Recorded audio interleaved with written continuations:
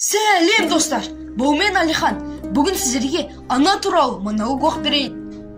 Ана шырақ, ұрпағымен жағылған, өз анасын бар періште сағынған, құдіретін сезінгендер бас иіп, ана деген үш әріпке бағынған. Аман болса ана деген ардағым, күндей болып нұрланады жан-жағын. Қуанышпен бар қайғысын өмірдің, ана ғана көтереді салмағын. Ана деген түні құсын төрт бөлген, ана ғана өткізеді өткелден. Жадыратса жаздай етіп жанынды, шуағыстық аумайтұғын көктемнен. Анам болса жүзіп өтер кемен бар, анам болса қартаймайсың деген бар. Тірі кезде қадірлесен ананды, шын өкініш жауламайды сананды.